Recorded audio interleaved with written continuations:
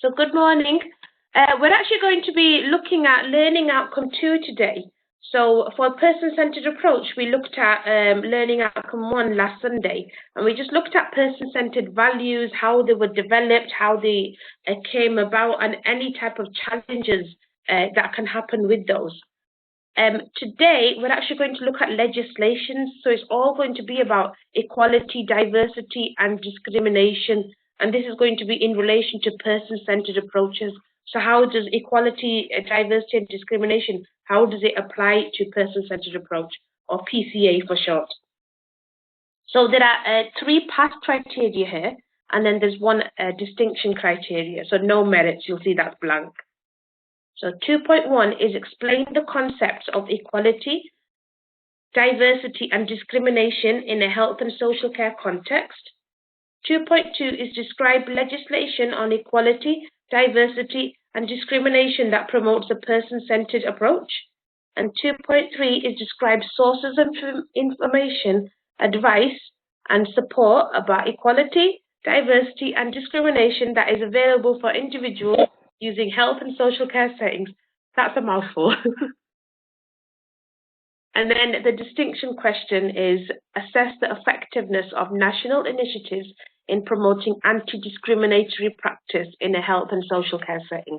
So we're just going to look at 4 different learning outcomes today. And like I normally do, you're probably getting bored of me doing this by now, but at the bottom of this document, we have the indicative content. So learning outcome 1 is clearly labeled here. It's going to put this bubble away. And then we're going to, so we talked about development, challenges, and so on. And learning outcome 2, this is just something to look at when you're writing your assignment to make sure that you're covering all the points. So it's just here, and it's nice that it's all labeled. So I'll make my way to the PowerPoint. Let's see if I can make this bigger.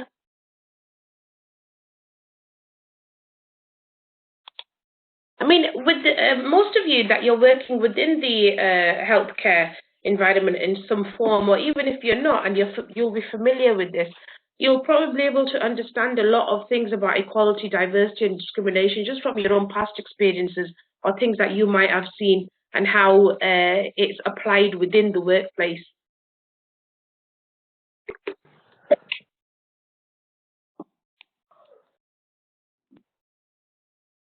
So for the first couple of slides, we're actually just going to look at what equality is, what is diversity, what is discrimination. So we'll just have a little tap over those just to make sure that we're doing, we know what the right thing is. Now, equality, it does mean the state of being equal. So it's to get equal status, it's to get equal rights, it's to get equal opportunities. So things like racial equality, gender equality, getting an opportunity between equality of opportunity between rich and poor, just to show that just because somebody might have a lot of money and someone might not have as much, they should be getting equality. Now, there is something that's actually come out which I'm really loving at the moment. Now, the government has got a new national skills fund that they're going to be introducing towards the middle of the year. What they're doing is because of all this COVID-19 that's gone on and people have lost jobs and they actually want to retrain, but funding is an issue for a lot of people. So what they've done is they've given access to 400 plus free courses at level 3. So this is it's not happened right now, but it will be starting later on. And for me, that's an equality of opportunity. People getting the opportunity to actually progress and change their careers. Especially, airline companies now, they've completely closed down. There's a lot of hospitality venues that have completely more or less closed down. They've got a lot of staff that are not working. So this is a fantastic way to, help unemployability, to help people get that first step to gaining a new career. So I was very thrilled when I heard that this was coming out. So what is diversity? So diversity is to understand that everybody is different, everybody is individual, but they're also unique. So it's to understand that our differences make us what we are, to embrace those differences. So we can have different race, we can have different ethnicity, gender, sexual orientation, we can have different socioeconomic status, where somebody might be earning a lot higher, somebody might be earning an average wage. So, age, physical abilities, your religion. So anything really is to understand that everybody is different in some way, but to actually embrace that difference, to understand that yes, we are diverse, and it doesn't mean that we can't get along or we can't, speak to each other. We should just embrace that diversity. And then discrimination. So what is discrimination? Now, this is when you're looking at the differences between things, or when you're treating someone as lower than you because of their race or their sex or their national origin, or for example, they might have not been originally based from the UK, they might be from another country, then you're looking down at them because of that. Now, there's a lot of types of discrimination. There's directed discrimination, where you will look at someone and you'll say, right, we don't want to hire this female, or we don't want to hire this ethnic minority person. And then there's indirect discrimination, where you look at someone and you won't actually think that you're doing something. For example, for people who are Jewish, Saturdays are a religious day for them. Now, if you implement something within the workplace where you say that everybody has to do 2 Saturdays a month, then that's discriminating against them, because that's their religious holiday. That's the day that they observe their religion. So you're actually doing an indirect discrimination. Or, for example, if you say to someone and implement a hair policy where you say you can't have afros, you can't have dreads, you can't wear headscarves, that's you indirectly discriminating against certain people. So within discrimination, there's direct and indirect. So indirect is normally when you don't realize that you're doing it, but it is happening. Now, there are some sources of information that you can go to for advice, or people, places that you can go if you think you're being discriminated against, or somebody else is being discriminated against, and you want to speak up and try and get that addressed. You can go to your manager. You can go to experienced co-workers. You can look at professionals like social workers, advocates, GPs, and so on. You can even look at the policies and procedures within your setting. So regardless of if you're working in a shop, in a care home, in the NHS, or in a school or a college, every single place will have policies, especially about safeguarding and whistleblowing. So safeguarding is very big. I mean, I don't think anybody will not have heard of safeguarding. It's just to make sure that everybody is safe, whether it's for children or adults, is a very big thing. Whistleblowing is when you see something and you know that it's not getting addressed by the organization, it's getting ignored constantly. So you're bringing that attention. Then you have things like the Care Quality Commission, the local authority, or professional bodies like the CQC, which I've just mentioned, the Royal College of Nursing, so the Nursing and Midwifery Council, dental councils. There's loads of places that you can go to. So does anybody have any questions so far? Okay. Another one. So then equality and diversity. So we use equality and diversity a lot. So we say equal opportunities. So it's actually a legal obligation. There is an Equality Act, Equality Act 2010, if I remember correctly, that is being put into place to make sure that people are getting the right opportunities, the equal opportunities with what they deserve, and it's to help to protect against discrimination. So it's to help to protect against somebody's gender or disability. Now, if somebody's applied for a job and somebody who's maybe not as able-bodied, maybe they're a wheelchair user, maybe they're sight impaired, and they've applied for a job. Now, they need to be treated as equal as others. You can't just say, no, we can't have them because we can't accommodate for them. You need to be able to have provisions within your workplace that you can actually be able to be an equal opportunities employer. So to recap, equality means equal rights and treatments for all individuals, and diversity means difference from what is normally expected, or is normal or is expected. And then we go into diversity. So we know diversity means difference between people. So diversity is about you respecting that person and embracing their differences. You don't have to be best friends just because you're the same. Now, we can, all of us here, I'm pretty sure there's something different between every single person of all of us. We might have a different color, we might have a different race, we might have a different culture that we follow, but that doesn't mean that we can't talk to each other, respect each other, or behave in a good manner with each other. So diversity is, I think diversity makes everything a lot more interesting. It's always nice to learn about different cultures and, you know, just to see what sort of things people do. So diversity in a nutshell is about respecting all of these points that we've got here. So things like religion, disability, your gender, your health, your values, you know, what age you are, what marital status you are.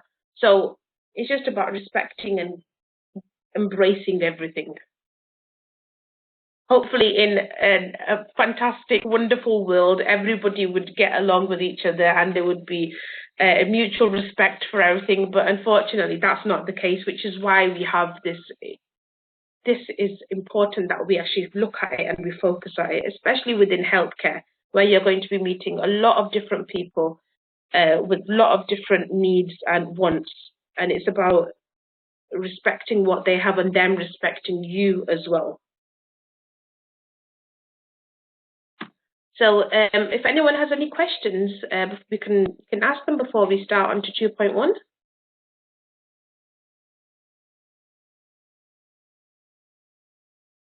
Yep. So are we okay so far then? Yes. Fantastic. So again, I know we've just looked at equality, diversity, and discrimination, but we just got a little, because this is actually for question 2.1, where you're just going to explain equality, diversity, and discrimination. So I just want to go through these little things here, because it will help you with your writing your assignment. So to recap, equality is where everyone in a society is given the same rights, respect, and chances and opportunities as others. So equality is you can treat everyone as an individual, but make sure you treat them fairly and actually treat them to the needs that they need, give them the access that they need. So treating everyone equally is not the same as treating everyone same. So two of us, now we've got 5 members here today. So between the 5 of us, one of us might have a different need. One of us might not be as physically able as another person. So you're going to, for example, if I wasn't able to get up and go about the way that Tosin does, you need to actually support me the way that I need to be supported. So you can't just say, okay, you get up, start walking, go up and down the stairs. Make sure there's lifts in the workplace and things that will actually support you to be able to go around. Now, I used to actually work in a school where there was one of my colleagues, she had very bad back problems. Now, she used to have to use a walking stick to walk around. Now, there were issues where she would have to do sanitary care for a student that was with her. Now, at moments, she'd have to bend over and get things for her on, you know, help the child dress and undress and help the child physically in the toilet. But the problem was with her having such bad back problems, she'd pulled her back out twice at work. It wasn't the right role for her.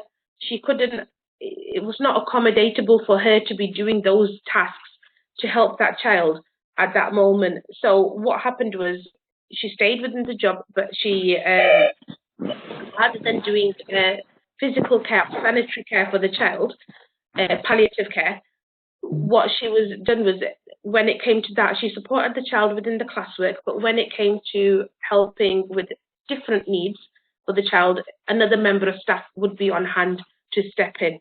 It's just that it caused her a lot of pain and, you know, injuries in the past. So you've got to be within your workplace, you've got to accommodate different people's needs and make sure, is this job role that they're doing, is it okay for them?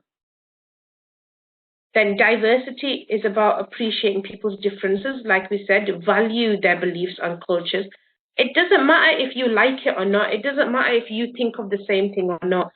You don't have to have the same beliefs. You don't have to think the same way to respect someone as an individual. So we don't have to, not everybody has to celebrate Christmas to enjoy Christmas. Not everybody has to celebrate Hanukkah to enjoy Hanukkah or to respect it. So, you know, appreciate the differences and then just value them for what they are. Whether or not you like them or not, that is not an issue. You just need to not, be intrusive or be rude or be discriminatory towards that person. And then discrimination is just an unfair treatment of a person or a group of people. Now, there can be some characteristics that somebody might, discriminate against you because of maybe your color or your race or your accent. So that is discrimination.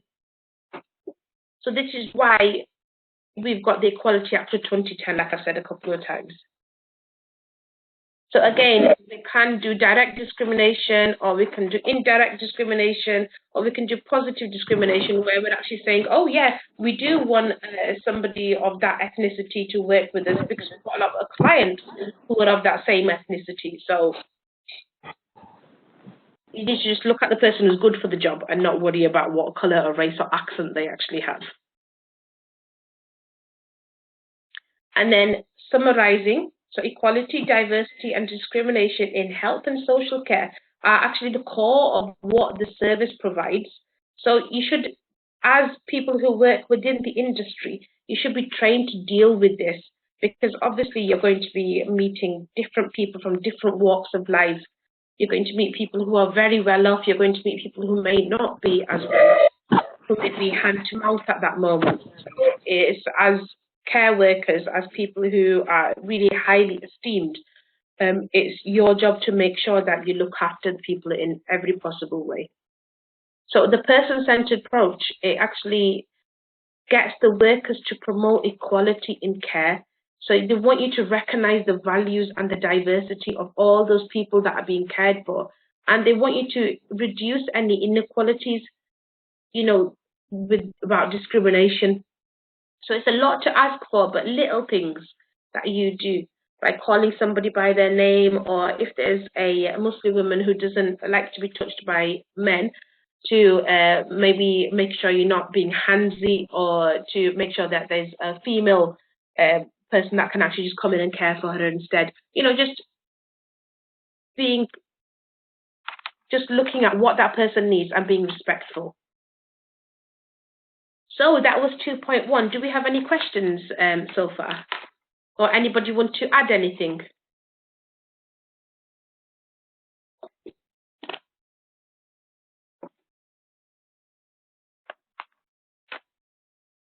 Your silence is telling me no. So if you're all okay, I'm going to go on to 2.2, where we're just going to talk about all the legislations. Now you'll notice that this is all about equality, diversity, discrimination. Everything focuses on this, but we'll get a few acts that promote it coming in. So did somebody want to ask something?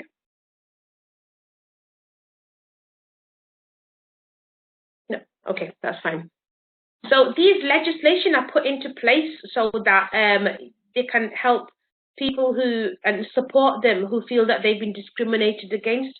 So the following sections are actually going to be about dignity in care, which is quite important to, try and maintain your own dignity, but also the dignity of the people who come within your care. Now, we've got the Human Rights Act of 98, and this is actually critical towards the legislation. It's actually critical to how discrimination, mental capacity, sexual offences, and information legislation is critical to these areas, about how these areas have actually got developed. And now, within your time at working, you might come across somebody who has not done something very good, who might have hurt somebody, or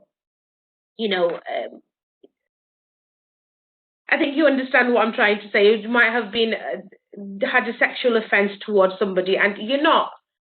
They might have got caught, they might have got hurt, but you might have found out exactly what this person has done. Now, while you're working within healthcare, even though you may not agree with what happened, and I don't think anybody would agree with anybody that has sexual offences or has hurt somebody or, forced themselves on someone. As a healthcare worker, you need to put aside your judgments and your thoughts. You may not like it, but you will need to give them the care that they need, because equal opportunities and everything. So there will be times where you will come across a situation where you really don't like it, where it's going to be a big problem, but you're going to have to put aside those thoughts and you're going to have to treat them the way that they deserve. Then we've got different sources of law. So these can actually conflict things sometimes. So like I said, if you're having to deal with somebody who's done something that you don't agree with, but you're going to have to just get on and work, unfortunately. So in the healthcare sector, we've got the ability and the duty to promote diversity and quality across all areas to promote beliefs, values, and cultures. So regardless of where they come from, or regardless of what they've done. Hello. Hi, I think we've just had somebody else join us now. Hello. Hello, it's Gania. Hi, Gania. How are you? I'm fine. I'm sorry I'm at fault. It's okay, Gania. We've covered 2.1. I'll make sure you get the recording for that, and we're just on to the legislation part of this now. Okay. Okay. So just let me know if you've got any questions. Okay. Okay.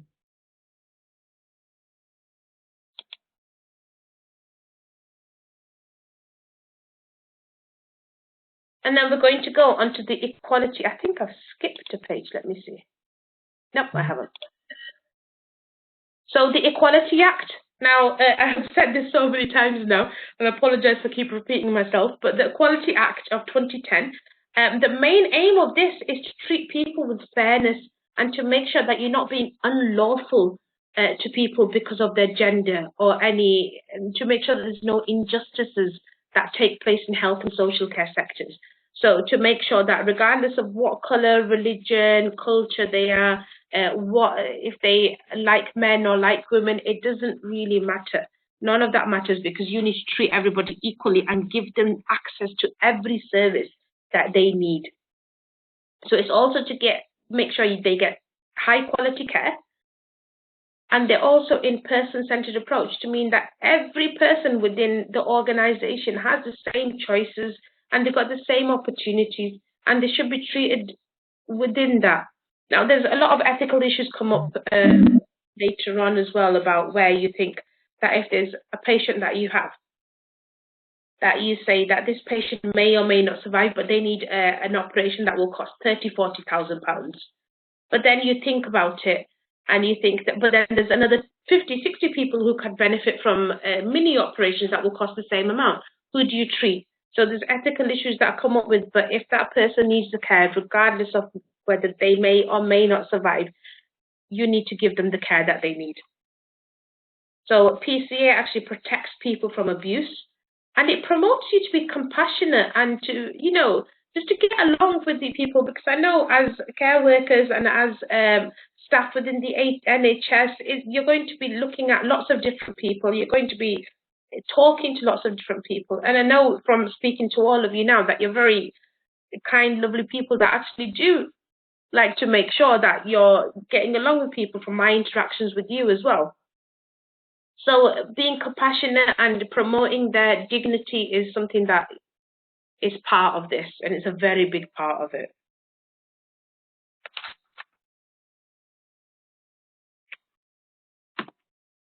Then we've got the Mental Capacity Act. Now, this act came about in 2005, and it's about promoting the people who are vulnerable. Now, they may or may not be able to make decisions for themselves. They might have learning disabilities where it might take them a little longer to understand something. So you need to speak to them in a particular way where you're not overloading them with information. And so they can actually make an as informed decision as themselves. Some people might have dementia, some people might have brain injury.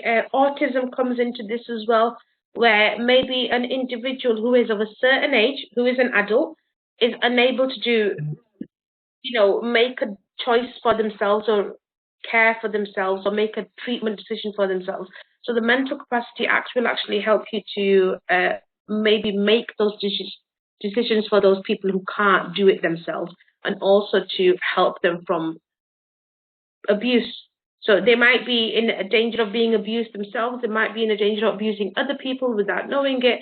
So as a health worker, it's up to you to use the Mental Capacity Act and make sure you can make the decision for that person when they are not able to do it themselves. And we've got the Human Rights Act.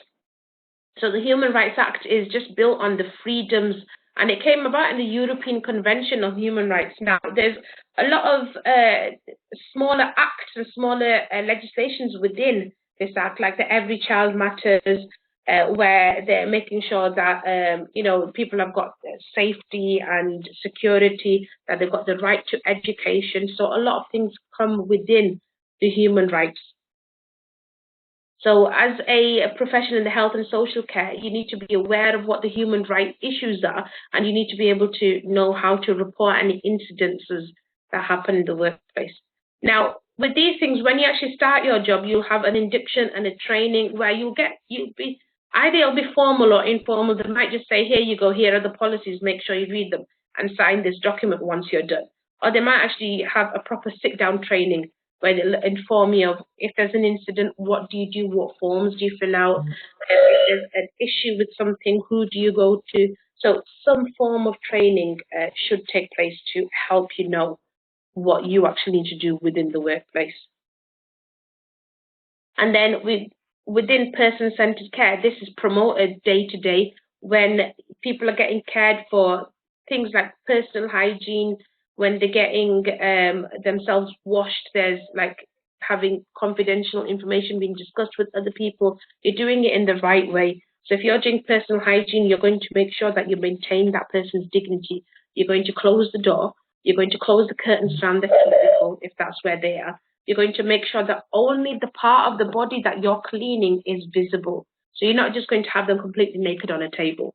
You're going to make sure that if you're cleaning a leg, only that leg is visible. If you're cleaning an arm, the rest of the body is covered. So just ways of promoting dignity. If you've been given information, you actually need to show that this information, is it okay for you to go and gossip? So if Stephanie's got information, is it okay for her to come and gossip to me and tell me, oh, do you know, Afsha, this person had this happen to them, or this is what their situation is? It's not okay. So, which is why you only give information to the people that is allowed to have them. So under the Human Rights Act, people have the right to life and protection from torture. So we've got to do everything we can to safeguard them and actually promote their help.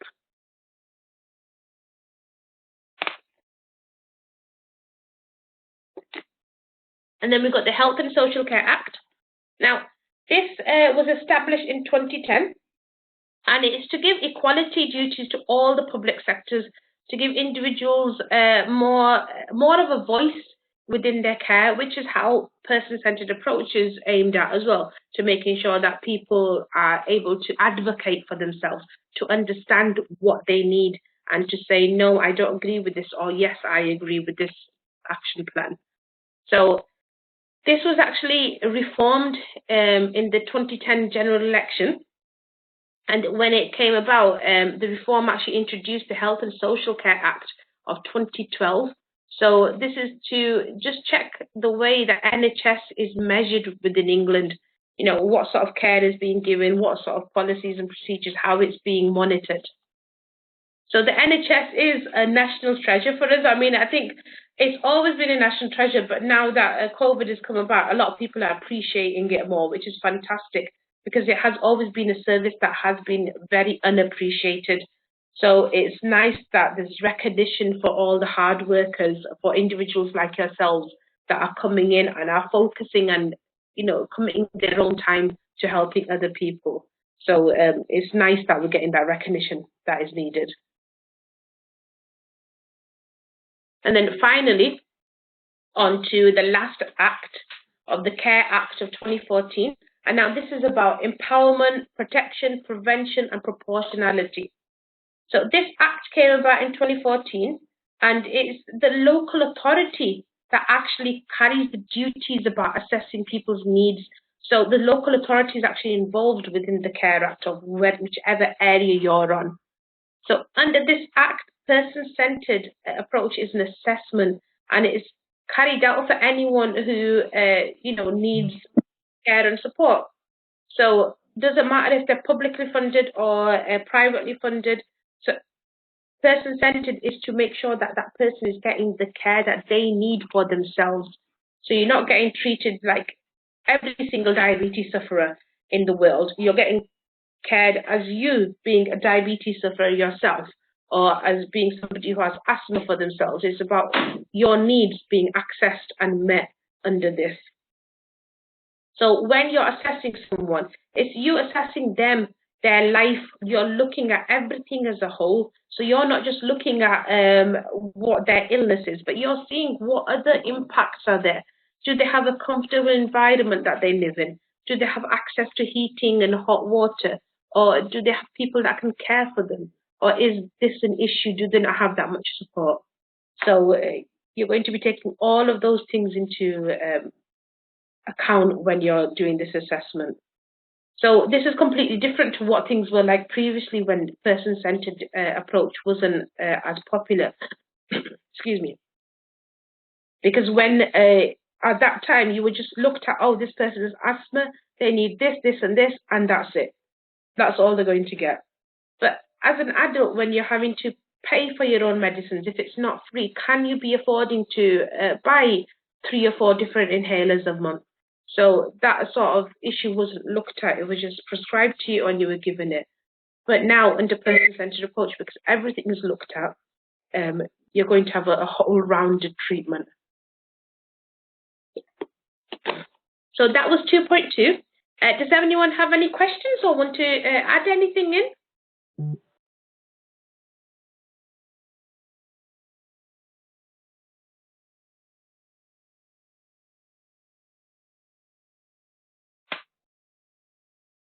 So I'll make my way on to 2.3 then. Now we've looked at equality, diversity and discrimination. Now we're going to look at, then we looked at all the legislations, a lot of them. Equality is very big in that. And now we're going to look at where you can get information from. So 2.3 is the very long worded question. So describe sources of information, advice and support about equality, diversity and discrimination that is available for individuals using health and social care services. Now, this is where you can actually get information from. So how you can get yourself supported or your patient supported. So when you're working in a person-centered way, you need to know the knowledge about how to actually apply principles of equality, diversity, and discrimination to different situations. You need to know how to handle it. And you might be asked for advice, or you might need to get advice yourself. So where would you get those? And there's lots and lots and lots of places that you can actually access this from. So it's just not one place, there's loads. So we've got company policies and procedures. So the policies and procedures that are within your own company, within your own setting. So in your care home, in your school, in your hospital, everybody's going to have an equality and diversity policy, safeguarding policy, and discrimination policy. Now, it's not likely that they will not have these. They are not allowed to, operate without these policies in place. So they will have them. So you can actually get a lot of information about what your setting does about equality and diversity, safeguarding and discrimination, where you go to, who you ask if you've got a problem, and so on. You've got the Government's Equality Commission. Now, we've got somebody called the Equality Advisory and Support Services, EASS. Now, you can actually go to those. So we've got, obviously, within England, Scotland and Wales, there'll be separate services that do this, but the Equality Commission is person to go, other people to go to. So the EASS, they actually focus on explaining individual legal rights and remedies. Now, you may have had some cases that have come up where parents are saying that their child needs to be on child support, that they should be, given more medicine or given more treatments, but the hospitals are disagreeing and saying that it's end of life now, we can't do anything, and then they go into a legal battle. So services like this will actually help you. They'll give you legal aid and they'll give you legal advice on how to, fight a particular thing or how to lodge a claim. Then we've got advocacy services, and these are just services where you've got advocates and they give advice and support. They'll help you with equality, diversity, and discrimination issues, and you can actually get service details about these from your council or your local libraries, or to be honest, at the moment, internet as well. Then you've got the Citizens Advice Bureau. So they will actually help you with your knowledge. They'll give you information, they'll give you confidence, they'll tell you what is the best way forward. They're going to give you advice. Now, we've got an example of a lady called Mabel here. Now, Mabel will actually come into play when we do our assignment. You'll understand why we've used Mabel. She's just a scenario that we use when we're doing our assignment. So for somebody who's got, for example, the case of Mabel, so she's got esophageal dysphagia, I think if I remember rightly, and she's on a peg feed. So when we do assignment, you'll know about her a little bit more. So this is just a fictional character that has been created to help you do your assignment. So in the case of Mabel, they could help her with legal aid, so she can maybe get back home and do mobility. She's desperate to get out of the hospital. She wants to be at home. They could get advice from the Advice Bureau and get assistance of how to get mobility issues, how to get care within the home, and so on. So Citizens Advice Bureau are there to give you lots of information. And then the last one is the Care Quality Commission. Now, the Care Quality Commission is an independent regulator of health and social care. What they do is they'll come in and they'll look at settings, they'll make sure that things are getting done to the way they should be being done. Now, the CQC, for short, they promote equality, diversity, and discrimination, and they make sure that any practices that are happening in any settings is being done properly. So you've not got poor practice where you're not ignoring your customers, you're not ignoring their independence rights or their needs. You're actually focusing on them and you're looking at them. They let service users know their rights on legislations. So they will go in and they'll see if there's something is an issue, they will go in and they will give them that information. They help you to take the action that's necessary, and they do investigations, and they actually put out penalties as well. So if there's an issue, a problem, there will be a penalty there. So that's what they try to promote you to have equality, diversity, and discrimination within your workplace being looked after properly. And they also have inspected monitors, and they regulate services to make sure that this is being promoted within every standard, within every setting to the full standards. So that was 2.3. So that's just a little bit about legislations and where we can get information from. Does anyone have questions?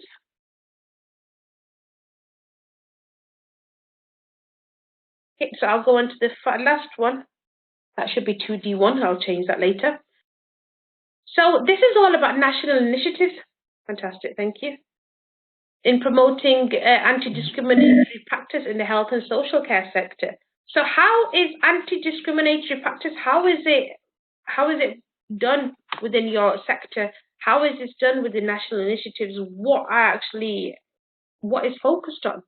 So there are certain groups of individuals that are likely to be discriminated against, unfortunately. And this is just, unfortunately, I don't like to say this is just the way things are, but that's the way things have turned out to be.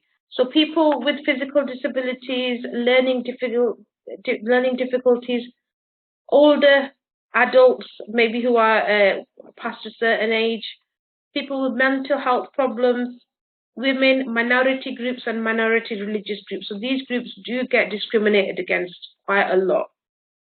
Whether it's direct or indirect, it's happening a lot. Now, this legislations and the national initiative actually have got empower things and steps to be taken in place. So they've got legislative initiatives like the Mental Act and the Equality Act and the Health and Social Care Act, which encourage people to make informed choices so that they know what their rights are. They can be respected and they've got dignity and privacy. So when you're answering this question, you're going to need to include Mental Act, Equality Act, and Health and Social Care Act. Now we've got the CQC again. So they are a national body and they actually represent the views of all of the health and social care service or the users within that. Now, the CQC actually do register and provide licenses to care standards, to care services. Now, if these care services, these healthcare homes or these clinics, if they do not meet the qualities that have been set into place, for equality, diversity, discrimination, they will not get their license. They will get it revoked. They get a lot of complaints about it. They will get promoted into fixing these things, but if at the end it's not, they're going to get them revoked.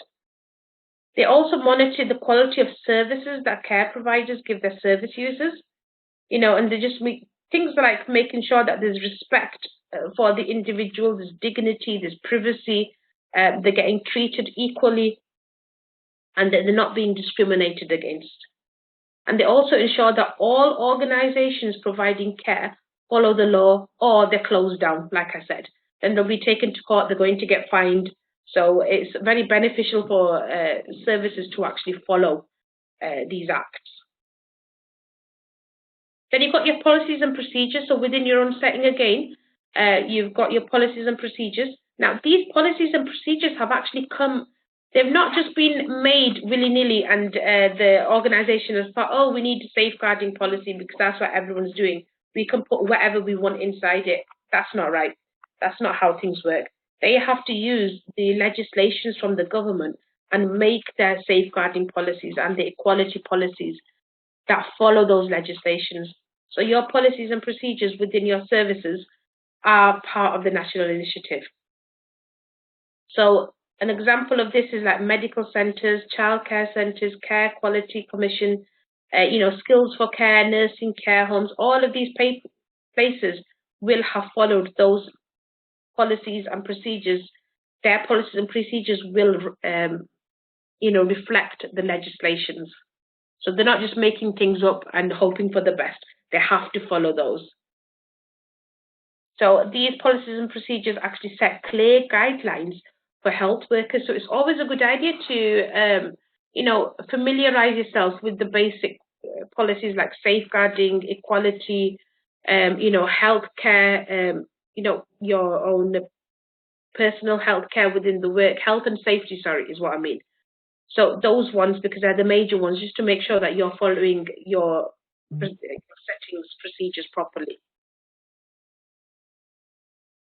And then, just as a summary, we have staff selection and interview procedures as well.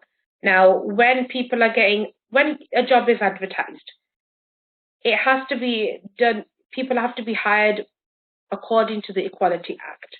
So you're not discriminating against someone, or you're not, positively, directly or indirectly, and that you're actually following the Equality Act. So when there's a interview panel being taken place, the interview panel should be trained in equality and diversity,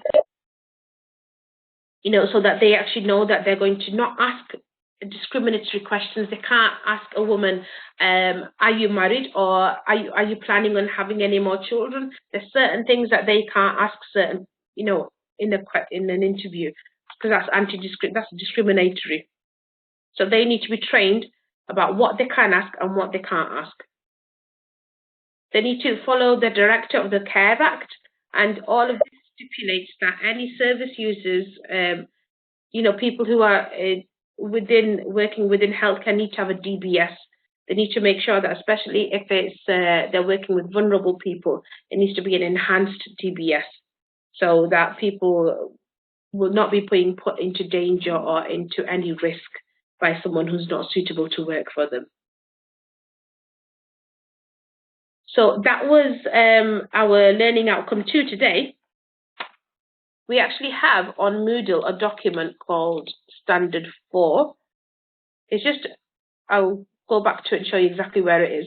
Just the care certificate about equality and diversity. It's 8 pages long, but it's a nice simple read to when you've got a few minutes to have 10 minutes sit down, and it just tells you what labeling is, what stereotyping is, what prejudice is. So I'll see if it's not logged me out.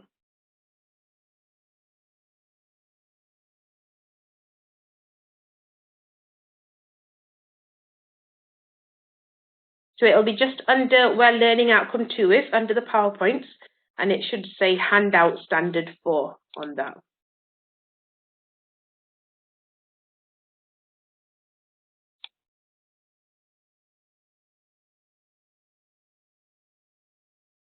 So I'm going to stop the recording now.